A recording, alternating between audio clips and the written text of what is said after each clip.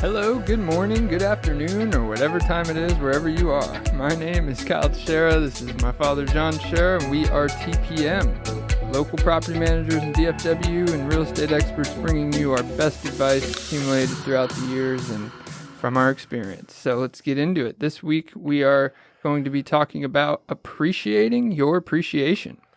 So if at any point during or throughout this podcast you're excited as we are to start building wealth through real estate or interested in the topic or have any questions for us, send us an email at showmethemoney@wearetpm. You can always give us a call too at 817-818-9147, and we'll be happy to talk with you, look over your portfolio, schedule a consultation, whatever you want to do, just so you can start building wealth for you and your family. So let's get into it.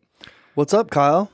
I don't know. What is up? It looks like a beautiful day out here in the podcast studio. This is one of my favorite topics, isn't it? Appreciating your appreciation. Yeah, this is something I talk to with our potential clients and our current clients all the time. So this is, I'd almost call it our favorite lecture. Right? Our favorite lecture. Okay. Well, this is why you do what we do, right? So if we could start the topic, I'm going to try to audibly describe a chart that I've been using to help paint this picture for people, right? What do we call that chart? It's a wealth building chart. Building wealth with real estate. Building wealth with real estate, exactly. And you guys hear us say these things all the time on our podcast. It's interesting that we're doing this, followed up by our Orange Beach podcast and some of our short-term rental podcasts. Those are for the cash flow minded. We're going to talk about that. The cash flow minded people, right? But they still have this appreciation that we're going to talk about built into it. So let's get into it.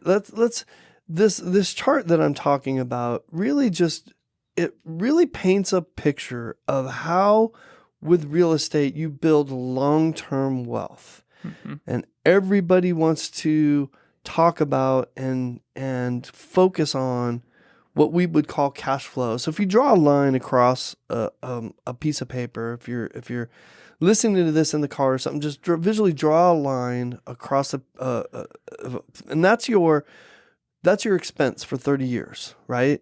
Assuming you have a fixed rate loan, that is what you're paying, what your payment is. If you have a loan on that investment for 30 years or 20 years or whatever you get it for. Yeah, I mean, let's set the foundation a little high level a little bit more. When we're talking about your real estate investment, we're looking at your return on investment, right? So we're looking at the two major factors people consider and sometimes appreciate or don't, and that's why we're calling this appreciating your appreciation. So, absolutely. And those two factors are cash flow and appreciation. So. Absolutely. And what you were saying is you have a baseline mortgage payment that goes into that consideration of how much this investment's going to cost you every month, right? And basically doesn't change over the life of the 15, 30-year loan, right? Yeah, and I start there because that's what people want to focus on, right? So what is this going to cost me? We're looking at a line that goes from 0 to 30 years, right? Right, and then it goes away. Yeah. I mean, yeah. Most people don't have a loan for a full 30 years or whatever. I've got most of my rentals on 10, 15, or 20-year loans, depending on where they are. When I refinance, well, this is a side note, but when I refinance, I don't like to waste the interest, the equity I'm building by paying down the upfront interest that I just got done doing. I don't like to waste that by rolling into it and starting over and doing it again. Yeah. So if I'm going to refinance a 30-year note and I've been paying it for 10 years, I'm going to refinance it for at least 20 years so that I'm not starting that process over again. Well, technically, I still am, but... Yeah, but we're setting the foundation of an investment mindset here. So let's use examples to make this easy. So you got, let's say we have a 30-year loan, $100,000 property, and just call it our mortgage and escrow. Total payment per month is $1,000. Let's be more realistic because we like to use $100,000 because it's simple, but you can't find one of those anymore. Let's use a $200,000 house, which you can barely find one of those anymore. Are we still using $1,000 a month, or are we going to use $2,000 a month? Let's use $2,000 a month, $200,000 home price. How about that? All right. You got taxes in Texas and all that stuff. So that baseline, $2,000 a month from year 0 to year 30, your cost on this investment is $2,000 a month, right?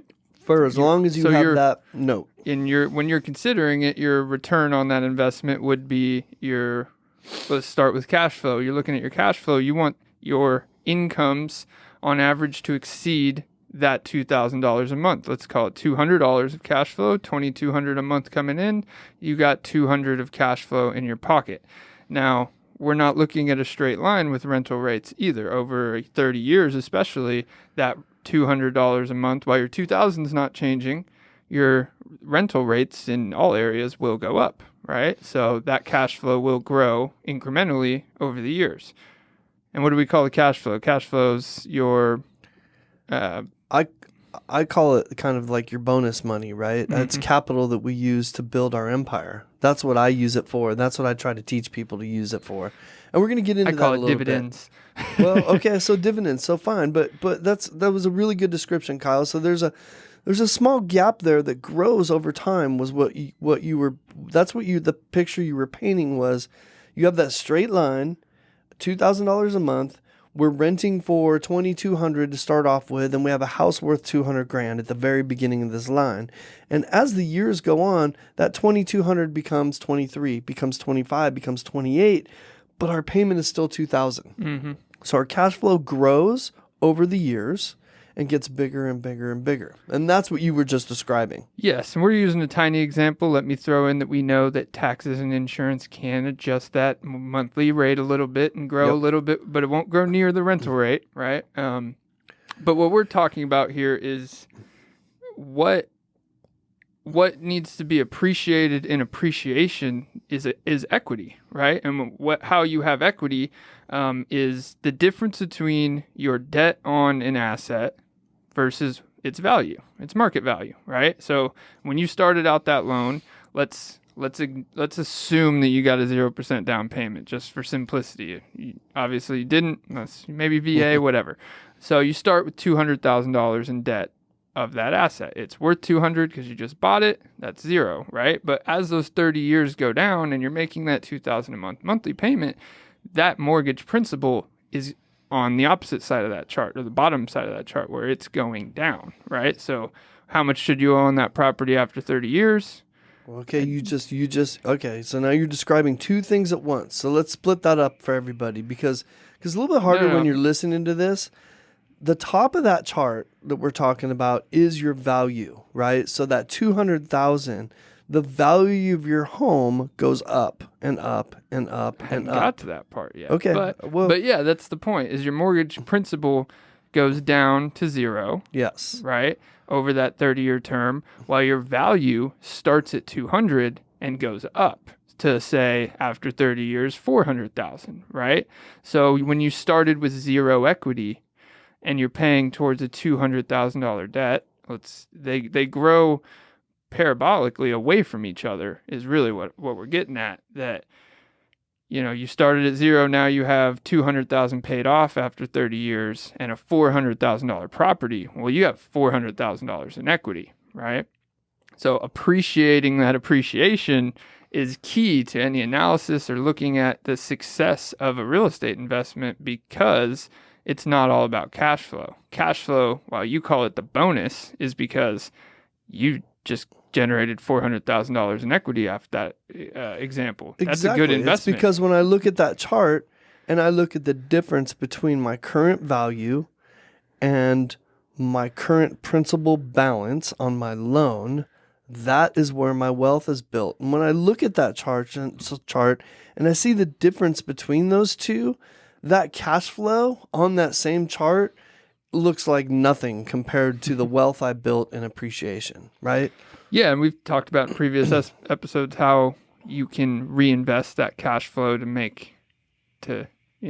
grow that part of the analysis. But ignoring that, you call it a bonus because that whole value equity conversation we just had, that alone, if you were making an investment in, say, an equity or something else, that would be a great return, right? $200,000 return over the life of this investment, that's double, 2x. Like, it's a pretty good investment consideration. And then you add on top of that, hey, well, I'm also getting this bonus payment out of this investment every month or every whatever your disbursement section is. So, and we call this a lecture because when you don't appreciate your appreciation, you'll never appreciate the fact that a zero cash flowing property is still likely making you a lot of money.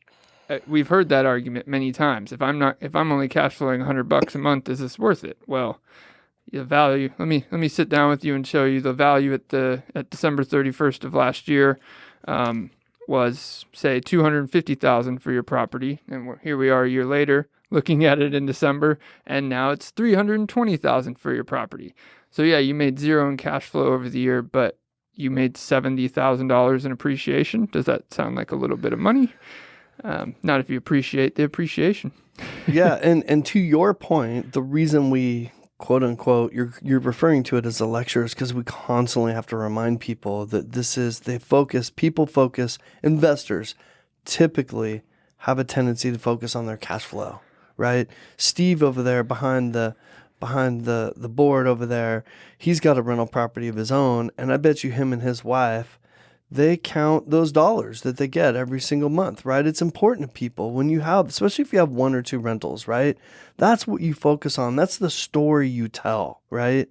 That's what you, I want to say brag about, but if you've got something that's cash flowing really well, that's what you brag to your friends about, right? It's the shiny stuff that everybody wants, right? It's what you see, it's what you can feel, it's what you get in your pocket every regular time, not what you it's liquidity, right? Liquidity has value. And well, I'm super glad you said that because that's what I wanted to get into next was liquidity. And because I want to talk about the difference between cash flow and appreciation. And the first biggest difference is that liquidity, right? That you just mentioned. That cash flow is something I can spend right now, right? I don't think that you should spend it. I want to talk a little bit about what I think an investor should do with that cash flow, but you could spend it now. It's money in your hands. That appreciation, you can't go to an ATM machine and go pull that out. Well, yes, but I would say part of appreciating your appreciation is not completely devaluing it as a partially liquid piece of your investment, because it can be leveraged and you can borrow liquid money against that collateral and use it essentially to make other investments or whatever you need. So not appreciating that it's not completely useless to you, it's not completely out of touch, can be a valuable thing to appreciate. All right. So the next thing, one of the things I want to impart to people is, what do you do with this cash flow? If we're appreciating our appreciation, but what about the cash flow? Does that mean I just spend it? I put it into my family's budget and just spend it every month? I try to tell people to save it, put it in a separate account so you can watch it grow. If you need a new water heater on your rental property and you've got $5,400 in your rental property account sitting there, that $800, $1,000, $1,200 that you spend on a new water heater is not going to hurt quite as badly because it's not coming out of your family budget or your other resources. It's coming out of the resource that's meant to help maintain that property, A, and B, help you expand your empire and buy more real estate. Yep. And there's a lot of ways to do that, but like you said, just keeping it invested. So I like to look at every rental investment or every real estate investment kind of like any other equity investment, right? You have it's an asset. It's an asset. These cash flows are dividends. If a lot of smart investors reinvest their dividends to make their appreciation grow faster, and it's no different with this. The asset appreciates because its value goes up. Its dividends give you more value out of it. So, well, let's clarify. When you say dividends and all that stuff, you're comparing dividends that you would get from a stock or a fund or something like that, or a REIT. Is a cash out, right, that you get from that investment. So you're comparing that to cash flow is basically what you're doing. Yeah, I mean, I'm comparing it because they're two words for the same thing, right? They're your asset paying you out money from its overages. Same thing a REIT does, same thing a stock does. Companies do it. It's a mindset of a way of looking at it, because if you look at it as an extra paycheck, you're going to use it like an extra paycheck. If you look at it as an asset dividend, you might use it like an asset dividend. Getting a little complex for a second, if your cash flows go into a money market account that is invested in a REIT and that's growing based off other people's real estate that you then buy your next real estate purchase with, it's double dipping in the market, right? Kyle, you are opening up a whole nother podcast here. Hey, I like to do that. You didn't even define what a REIT is, and we're not going to do that today. It's a real estate investment trust, is what that is. By the way, it's another type of investment vehicle that you can use to invest in real estate, kind of like you would a stock. But we'll get into that. That would be a great podcast down the road. But let's talk about appreciation now. So this is about appreciating your appreciation. So the reasons why we want to appreciate your appreciation is because this really helps build your long-term wealth. That's what we're after, right? When I get to the end, I want to be able to say at some point, I don't have to work if I don't want to, right? Like, you know me, Kyle, I'll probably work to the day I die, but my hope is that I'm only doing it when I want to do it and how I want to do it, that fills up my life and fills up my soul. And I'm not doing it because I need money or I need to do it. And that's what wealth building is for, to get us to the end of life so we can enjoy it. Yeah, and there's a common measure for something like that, and we call it net worth, right? Mm-hmm. And cash flows don't increase your net worth unless you're very smart about it. But from a measuring aspect, they don't. What it does is appreciation, owning real estate, owning assets. And a lot of people, net worth, the word net means, it's not gross worth or anything like that. But it confuses a lot of people because, like, going back to that $200,000 example, if that was your only asset, only worth to you, that net worth starts at zero. Well, over 30 years, your net worth with that same example is that $400 or $400,000 value of that home after appreciation. So it grows the mindset of net worth with your assets. And it grows at a rate that you almost can't get any other way on a regular, consistent basis. You can get that kind of growth in the short term with some investment vehicles, but not on a consistent basis. And it's more of a flash in the pan when you do it with the stock market or some other investment. But really, I like to say real estate and a great business are really the only two ways to build wealth for you and your family long term. Yeah, and I mean, it's one of those things that's generational, right? It's like the stock market isn't new, but it's not thousands of years old. It's like there's no other market we have today that hasn't drastically changed over, generations and generations like real estate hasn't. It's stayed stable. It's always been a platform for wealth. It's been a platform for building wealth if you own land, if you own real estate, but it's I'd call it recession proof through all of our crazy markets and the way the world changes so constantly. And even big business sees it, right? So it's a big reason a lot of our values go up, because the stable money, or what needs to be stable money, is trying to jump into it faster than you can. So, and you know what? You mentioned this earlier, Kyle, but this is kind of our final point about appreciation. Improves your net worth, right? Affects your long-term wealth building, right? It helps you. It's the easiest and fastest way to do that for the long term. And you can leverage it.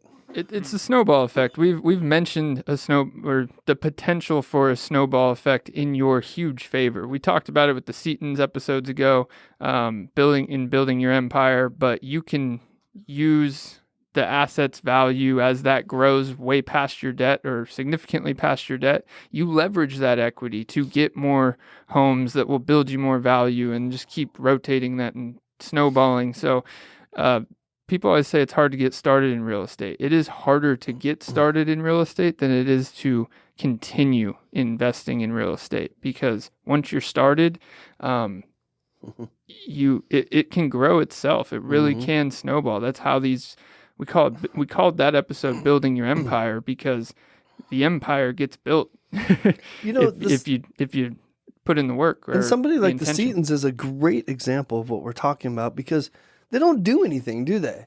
I mean, they do stuff. Don't get me wrong. No. But beyond building their wealth and taking the wealth that they built and using it to leverage themselves and get more to grow their empire.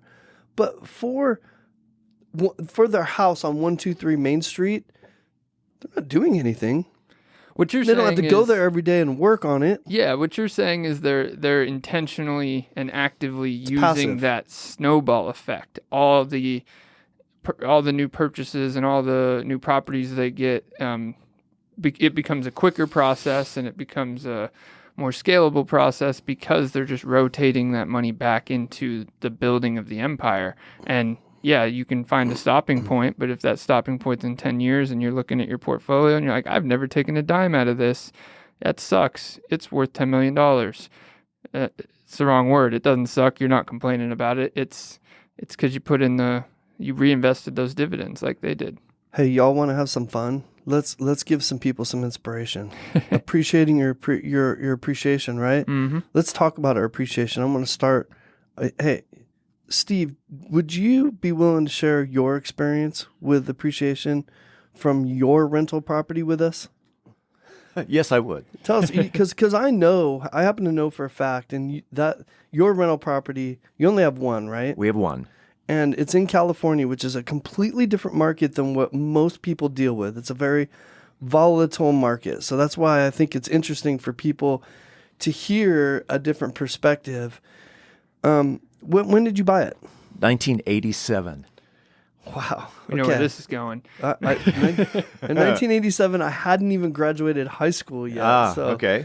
All right. So do you want to share with us what you bought it for? $99,000. $99,000. You know what? I have a fun story. My parents bought, when I was 1 year old, they bought their first home for $17,000, like a 1,700 square foot home. Can you imagine that, y'all?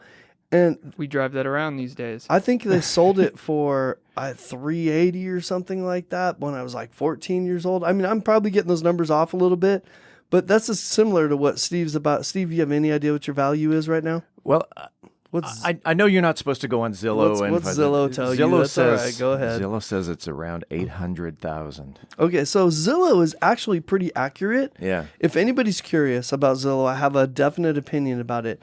And it's actually pretty accurate for you in California. It's very accurate. As a matter of fact, I used to use it all the time when I was in California.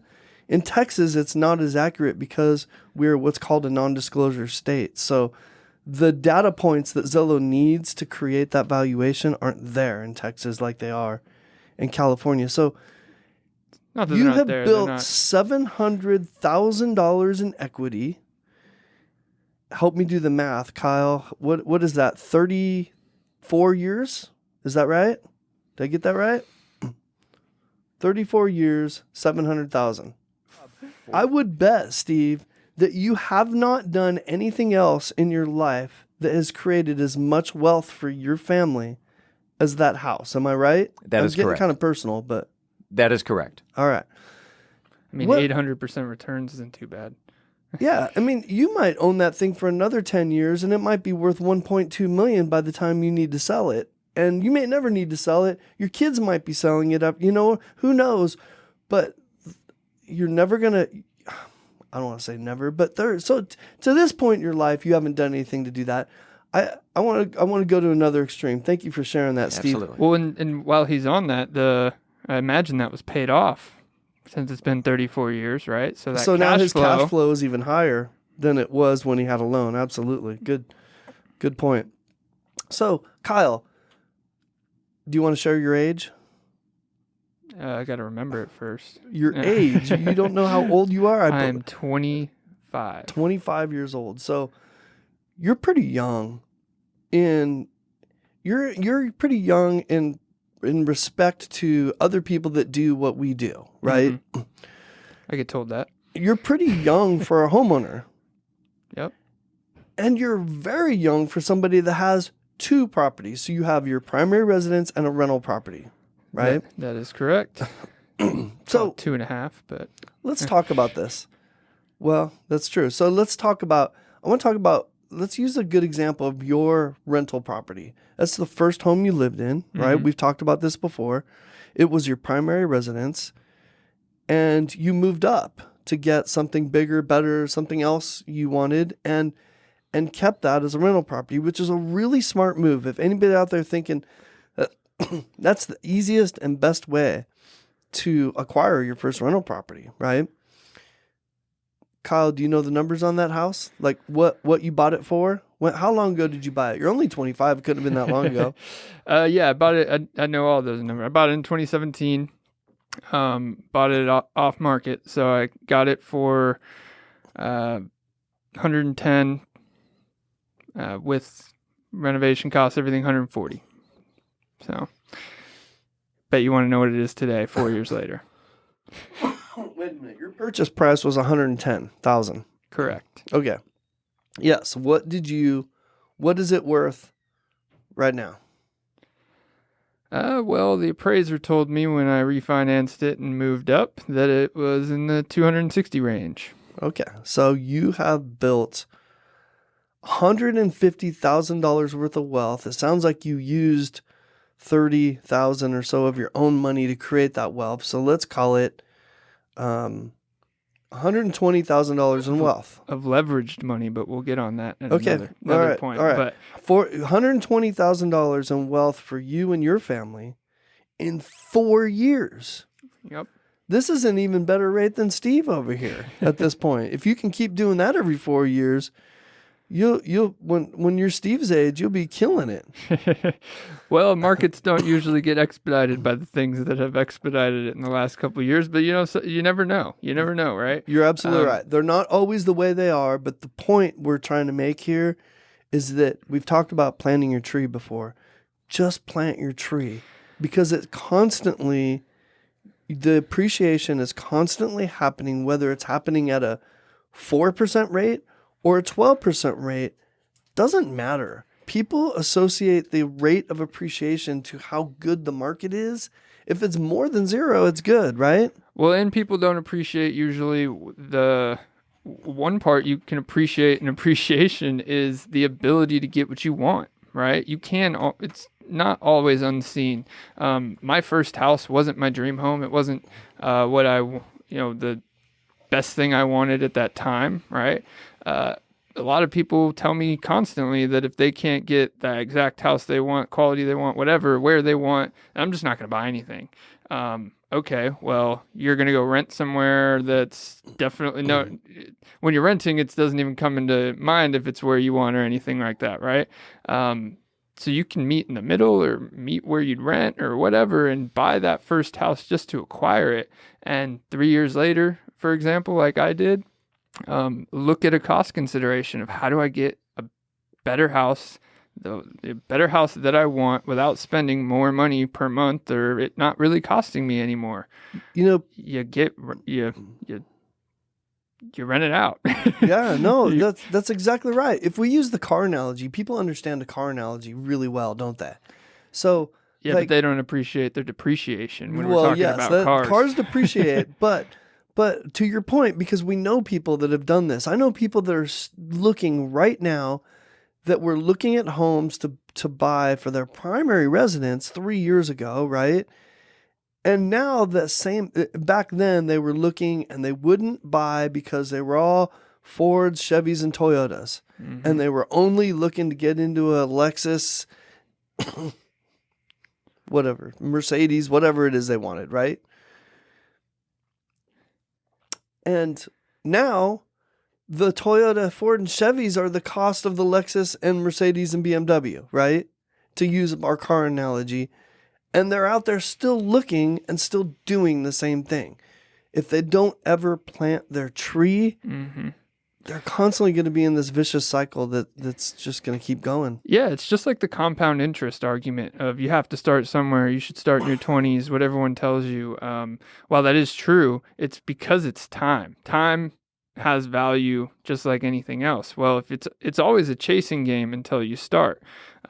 We live in America. We know that wages don't go up at the same rate of real estate market appreciation or inflation or any of those things, right? So yeah, I'll wait 2 years and then see where I'm at. Well, what you got pre-qualified today likely will pre-qualify you for less in 2 years. So now you're going to have to stretch again.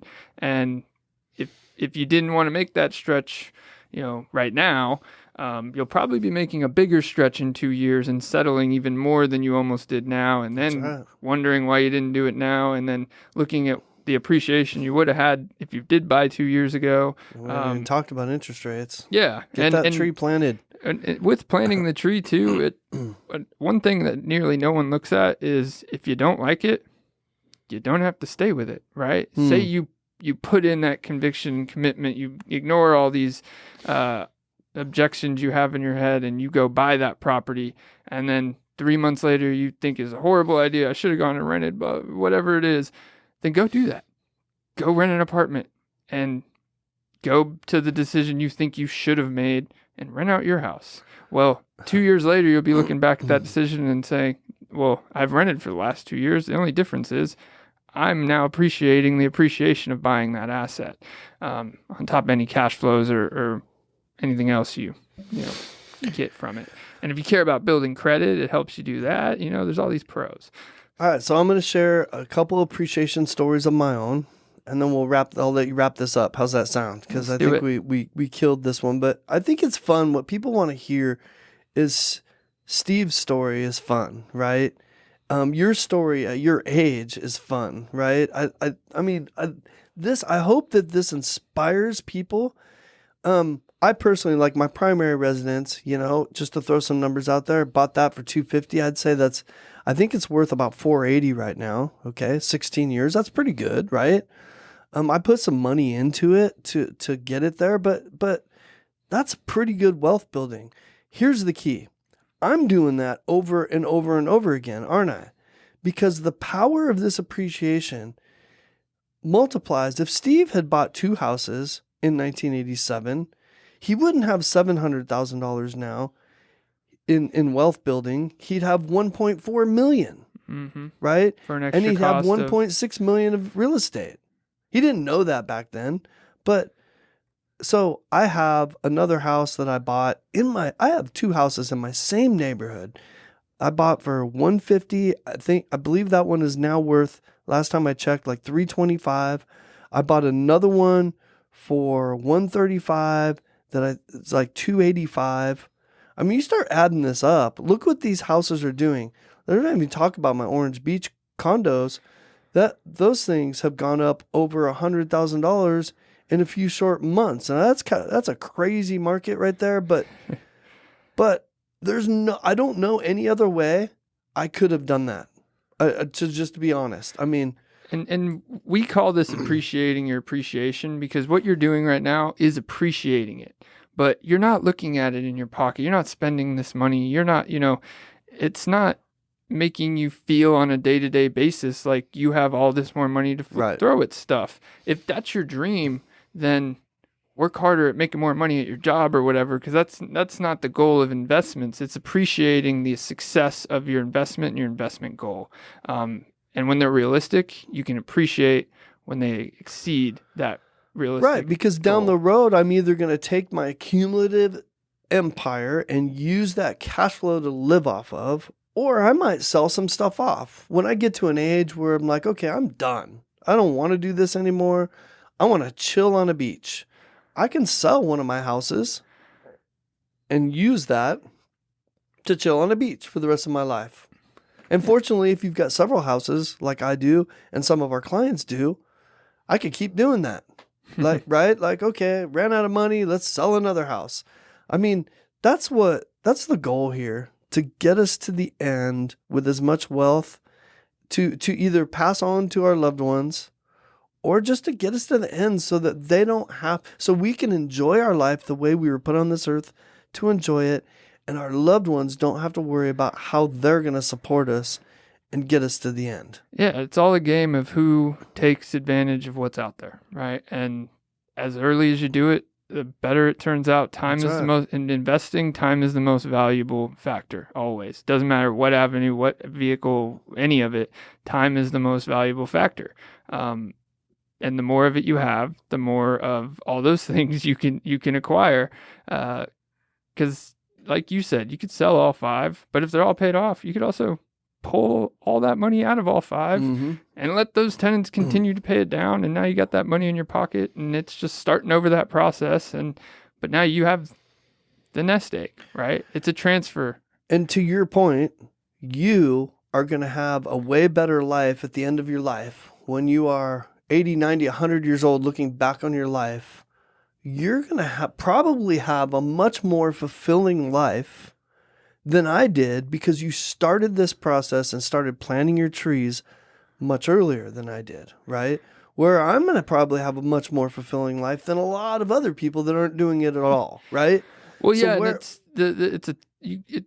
like kind of what you're describing is a tug of war, right? And we making this sound like all the great parts of it and the great successes of it. It doesn't come without sacrifice. You need to, one, live within your means, but understand what your means are, right? Like any time I was able to acquire more funds to plant these trees, that was my goal at a young age, so that in 5-10 years, I don't have to make those sacrifices that normal people make for 40-50 years of their entire life, right? It's a tug of war, but it's just like I was saying, time is valuable.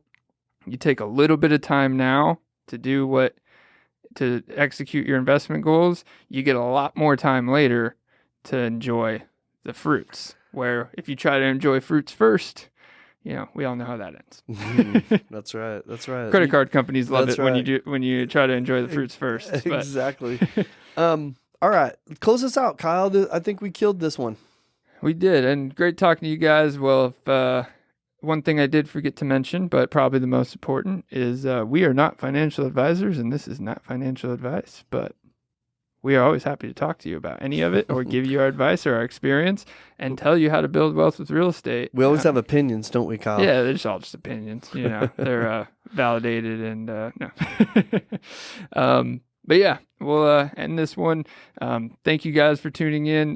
Look forward to talking to you guys on the next one. If you want any advice, info from either of us, or just want to talk or see what we can make you on your portfolio or the portfolio you're planning, send us an email at showmethemoney@wearetpm.com. Give me or John a call. Find us on Facebook, the interwebs, Google, and anywhere else on the interwebs. So show me the money at wearetpm.com. Love it. Good job, Kyle. Good one. We are TPM. I think we're done. Are we done? Are we done, Steve? Are we done, Steve? Steve. Are we going to try doing We Are TPM all together? I thought that's what this was for. I thought that was my cue to say We Are TPM. All right, Q. We Are TPM. Guys, have a great week.